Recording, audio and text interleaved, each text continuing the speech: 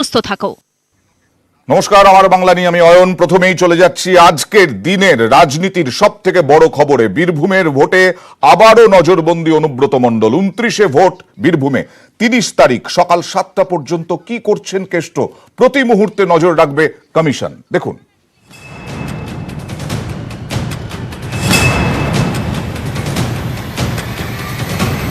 অনুব্রত মণ্ডল, বীরভূম তৃণমূলের দোর্দণ্ড প্রতাপ নেতাকে নিয়ে বিতর্কের শেষ নেই। ফি বছরেই ভোটের সময় অনুব্রতকে নজরবন্দি করে কমিশন।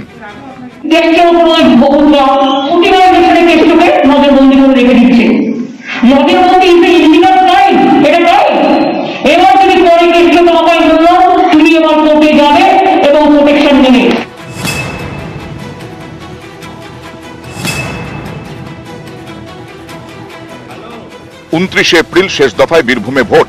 শনিবার বীরভূমে সভা করে আশঙ্কার কথা বলেছিলেন তৃণমূল নেত্রী, আর শনিবার নোটিশ পাঠালো কমিশন। 27 এপ্রিল বিকেল 5টা থেকে 30 এপ্রিল সকাল 7টা পর্যন্ত নজরবন্দি অনুব্রত। এক্সিকিউটিভ ম্যাজিস্ট্রেট পদমর্যাদার আধিকারিক ও সিএপিএফ এর নজরবন্দি। দিন সময় নির্দিষ্ট করে গতিবিধির ভিডিওগ্রাফি হবে। অবাধ ও সুষ্ঠু নির্বাচন নিশ্চিত করতে এই সিদ্ধান্ত। এর আগে 2016 বিধানসভা এবং 2019 লোকসভা ভোটেও অনুব্রতকে নজরবন্দি করা হয়। 21-এও তারই পুনরাবৃত্তি। এখন কি বলছেন অনুব্রত মণ্ডল? এটা ইলেকশন কমিশনের রুটিন ডিউটি, রুটিনে যা নিয়ম তাই করতে হয়। খুব লাভ হবে, ছুটবে ওরা, ফাইন খেলা, ভয়ঙ্কর খেলা হবে। যদি সিআরপিএফ আসে তাদের পায়ে বল দিয়ে আমি দেখিয়ে দেবো, ক্যামেরা করে নেবেন কিভাবে খেলা করতে হয়। ভোটের মুখে প্রথমে আয়কর দপ্তরের নোটিশ, তারপর সিবিআই এর সমন। গরু পাচারের তদন্তে নেমে মঙ্গলবারই বীরভূম জেলা তৃণমূল সভাপতিকে তলব করে সিবিআই। ইলেকশনের আগে কেষ্টকে গিয়ে বলছে যে তুমি গিয়ে দেখা করো। আমি বলে দিচ্ছি একদম যাবি না। স্টেট বলবি ইলেকশন প্রসেস ওভার হবে, তারপরে যাব। ইলেকশন প্রসেস চলাকালীন আমি একটা পার্টির পলিটিক্যাল কর্মী, আমি জেলার হেড, আমি কাজ করছি, আমায় কাজ করতে দেওয়া উচিত। এইভাবে অবস্ট্রাকশন করবেন না। শরীর অসুস্থ, কিডনি, শ্বাসকষ্ট, উচ্চ রক্তচাপে ভোগেন। করোনা পরিস্থিতিতে সিবিআই দপ্তরে গেলে সংক্রমণের আশঙ্কা। এই যুক্তিতে সিবিআই এর থেকে 15 দিন সময় চেয়েছেন অনুব্রত। আমি তৃণমূল দল করব, আমি জেলা প্রেসিডেন্ট, আমার সঙ্গে নোংরামি হবে না, এটা বললে হয়? সিবিআইকে ঠিক কি জানিয়েছেন? আমি বলেছি শরীর খারাপ আছে, পরে দেখা করবো। হ্যাঁ, খেলা হবে, খেলা বন্ধ হবে। কেন বাড়িতে কেন রাখবো? হ্যাঁ, পার্টি অফিসে রাখবো, যেখানে মন সেখানে যাবো। আমাকে নজরবন্দি মানে কি? নজরবন্দি কি গৃহবন্দি নাকি? আমার জেলা 11টা হবে। নির্বাচন কমিশনের নজরবন্দি করার ঘোষণার পর থেকে যে মেজাজে, একেবারে খোশ মেজাজে রয়েছেন অনুব্রত মণ্ডল, তিনি স্পষ্ট করে দিয়েছেন কমিশন যতই তাকে নজরবন্দি করুক না কেন, বীরভূমে যে 11টি আসন রয়েছে 11টি আসনেই জয়লাভ করবে তৃণমূল কংগ্রেস। ক্যামেরা পিন্টু সরকারের সঙ্গে ভেঙ্কটেশ্বর লাহিড়ী, নিউজ 18 বাংলা, বোলপুর। একদিকে রাজনীতির লড়াই হচ্ছে, অন্যদিকে করোনার বিরুদ্ধে প্রশাসন, গোটা দেশের প্রশাসন লড়াই করছে। যেমন আগরতলায় কড়া কোভিড বিধি, চলছে নাইট কারফিউ, তার মধ্যেই বিয়ে। হানা দিলেন খোদ জেলা শাসক, 25 জনকে সোজা চালান থানায়। ত্রিপুরার আগরতলায় দাবাং, জেলা শাসকের video viral. This is all nonsense. This is all nonsense you are talking about. Arrest this guy. Arrest this guy also. Arrest these people. Arrest this guy.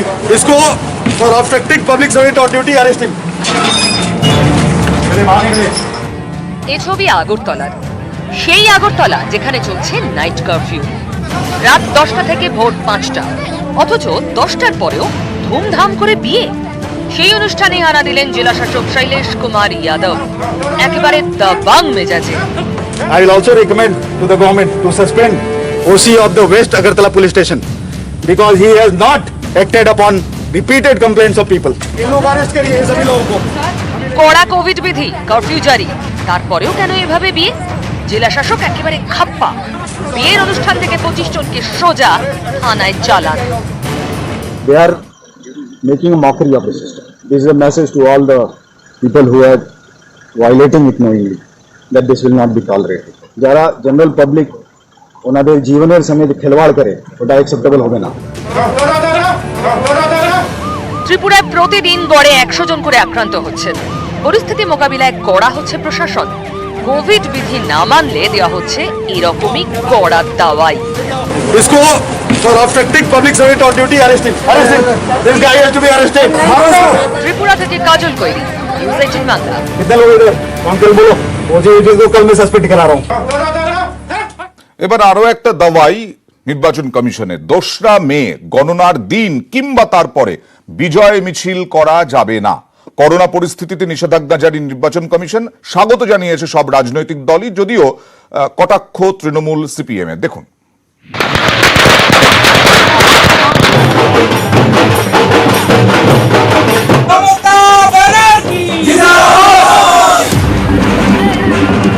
এসব এবার বন্ধ, কারণ করোনার মধ্যে ভোট, প্রতিদিনই সংক্রমণ বাড়ছে। সতর্কতা মেনে আগেই প্রচারে বিভিন্ন নিষেধাজ্ঞা জারি করে কমিশন। এবার কমিশনের সিদ্ধান্ত, গণনার দিন বা তারপরে বিজয় মিছিল করা যাবে না। রিটার্নিং অফিসারের থেকে শংসাপত্র নিতে প্রার্থী বা তার প্রতিনিধির সঙ্গে 2 জনের বেশি থাকতে পারবেন না। বিজয় মিছিল করার তো কিছু নেই, এখন যা মিছিল সবই পরাজয় নয় মৃত্যুর মিছিল। যাদের হয়ে তারা করবেন, তারা তাদের যে সঙ্গী রাজনীতিবিদদের মৃত্যু ঘটেছে তাদের বিজয়কে সেলিব্রেট করবেন, নাকি তাদের দলের জয়কে সেলিব্রেট করবেন, এটা ডেফিনেটলি মারাত্মকভাবে হেল্প করবে। সোমবারই কোভিড পরিস্থিতিতে ভোট নিয়ে কমিশনকে তুলোধনা করে মাদ্রাজ হাইকোর্ট। ডিভিশন বেঞ্চ বলে, দেশে করোনার দ্বিতীয় ঢেউয়ের জন্য দায়ী শুধুমাত্র নির্বাচন কমিশন। কমিশনের আধিকারিকদের বিরুদ্ধে খুনের মামলা হওয়া উচিত। কোভিড বিধি অমান্যে গণনা বন্ধেরও হুঁশিয়ারি দেয় মাদ্রাজ হাইকোর্ট। গণনার দিন কোভিড প্রোটোকল মানা নিয়ে কি ভাবনা 30 এপ্রিলের মধ্যে জানাতে কমিশনকে নির্দেশ আদালতের। মাদ্রাজ হাইকোর্টের এই নির্দেশের পরের দিনই কড়া অবস্থান নিল কমিশন।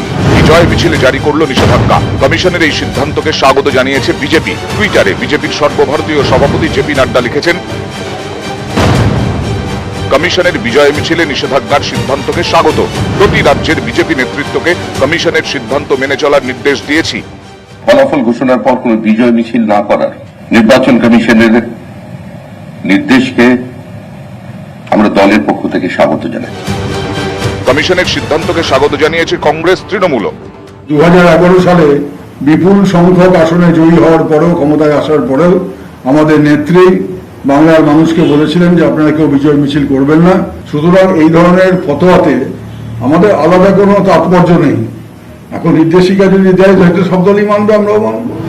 নির্বাচনের পর বিজয় মিছিল বন্ধ থাকা উচিত বলে আমি মনে করি। এক্ষেত্রে নির্বাচনের সিদ্ধান্ত আমি মনে করি সঠিক। বিজয় মিছিলে কমিশনের নিষেধাজ্ঞা, সব রাজনৈতিক দলই একে স্বাগত জানাচ্ছে। কিন্তু শেষমেশ 2 তারিখ কি হয় সেটাই এখন দেখার। নিউজ 18 বাংলা। আজকে কড়া সুপ্রিম কোর্ট। জাতীয় বিপর্যয় চলছে, এই পরিস্থিতিতে কি করছে কেন্দ্র এবং রাজ্যগুলি? শতপ্রণোদিত মামলায় জানতে চাইল দেশের শীর্ষ আদালত। রাজনৈতিক তরজার সময় এটা নয়, মনে করিয়ে দিল সুপ্রিম কোর্ট। লক্ষ্য হওয়া উচিত মানুষকে বাঁচানো। পৃথক একটি মামলায় এই মন্তব্য সুপ্রিম কোর্টের।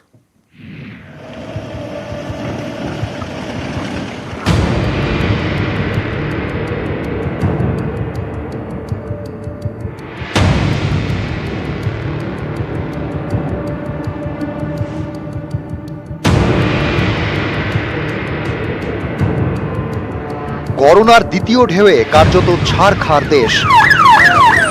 অক্সিজেন, ওষুধের হাহাকার। এই পরিস্থিতিতে পদক্ষেপ করল দেশের শীর্ষ আদালত। শতপ্রণোদিত মামলায় বিশদে পরিস্থিতি জানতে চাইল।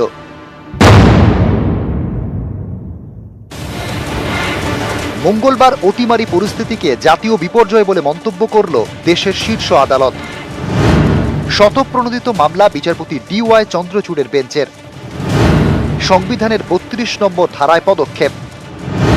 32 নম্বর ধারায় নাগরিকদের মৌলিক অধিকার রক্ষায় পদক্ষেপ করতে পারে সুপ্রিম কোর্ট। বিচারপতিদের মন্তব্য, জাতীয় বিপর্যয়ের পরিস্থিতিতে নির্বাক দর্শক হয়ে থাকা যায় না। হাইকোর্টগুলিতে একই বিষয়ে চলা শুনানি বন্ধ করছে না শীর্ষ আদালত। দেশে বাড়তে থাকা সংক্রমণ মোকাবিলায় কি পরিকাঠামো রয়েছে তা নিয়ে বিশদে জানতে চেয়েছে সুপ্রিম কোর্ট।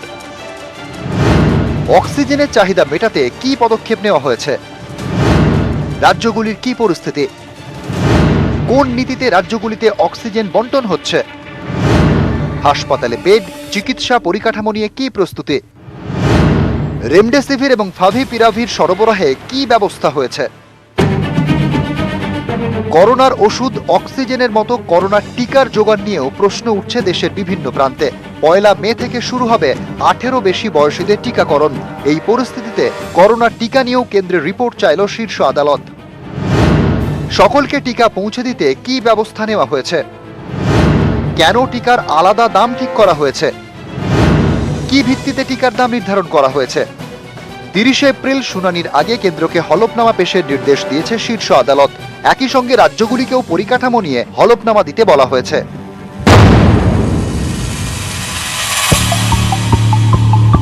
দেশজুড়ে অক্সিজেন সংকট মোকাবিলায় তুতিকোরিনের স্টারলাইট তামা কারখানায় অক্সিজেন প্ল্যান্ট চালু করার অনুমতি দিল দেশের শীর্ষ আদালত। দূষণের অভিযোগকে সামনে রেখে বিক্ষোভের জেরে 2018 সালে বন্ধ হয়ে যায় এই কারখানা। তুঙ্গে ওঠে রাজনৈতিক দরজা। মঙ্গলবার অনুমতি দিয়ে শীর্ষ আদালতের মন্তব্য, এখন রাজনৈতিক বচসার সময় নয়, দেশ এখন সংকটে রয়েছে, জাতীয় বিপর্যয় হয়েছে, দেশের মানুষের জীবন বাঁচানোই এখন একমাত্র লক্ষ্য। দেশে 24 ঘন্টায় 2771 জনের মৃত্যু হয়েছে, আরও ছড়াচ্ছে সংক্রমণ। জীবন বাঁচানোই এখন একমাত্র লক্ষ্য। মঙ্গলবার ফের মনে করিয়ে দিল দেশের শীর্ষ আদালত। নিউজ 18 বাংলা। পরিকাঠামোর অভাব, অক্সিজেনের অভাব, ভ্যাকসিনও কি ঠিকঠাক পাওয়া যাচ্ছে? কারণ পাল্লা দিয়ে বাড়ছে যখন এই করোনা, তখন ভ্যাকসিন নেওয়ার লাইনও বাড়ছে পাল্লা দিয়ে। সেই দীর্ঘ লাইনে দাঁড়িয়ে অনেক জায়গায় ভ্যাকসিন মিলছে না। অভিযোগ